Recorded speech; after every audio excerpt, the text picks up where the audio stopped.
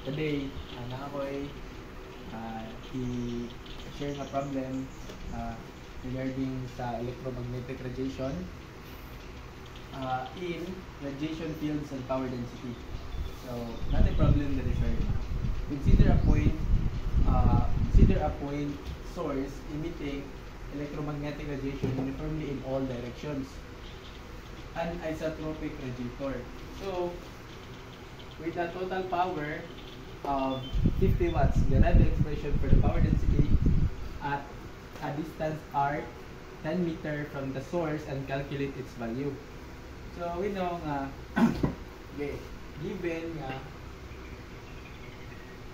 ang imuha daw ang power is 50 watts. Diba power is also equals to voltage times current, or current squared times R, or pwede B squared over R. So, ang imuha distance is equals to 10 meter. So, the power density S at a distance R from isotropic source can be derived from the fact that the power radiator is only over the source of all the sphere. So, ang sphere, ang formula pagkuha ni ang surface area ni sphere, we know nga na kay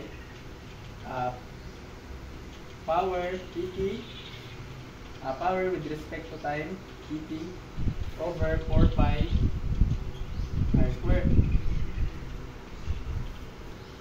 So, pwede na ito siya ay madaling substitution, given nga na naman tayo PT or power sa total power and B distance na R. So, pwede natin siya masuwat na ito nga 50 all over 4 pi times din mo sa R, which is 10 meter.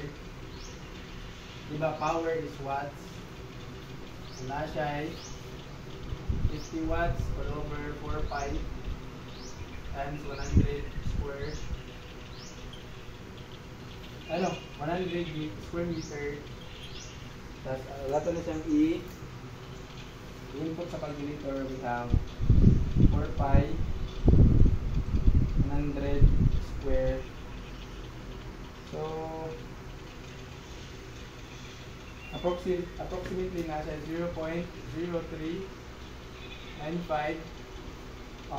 Ang pakutan na kung sa unit niya. So nakay since kuan man ang ipangita kaning surface area or surface area ni sphere, ang value man niya, di ba? So natay square ito. So that's all, sir. Ano na siguro, sir?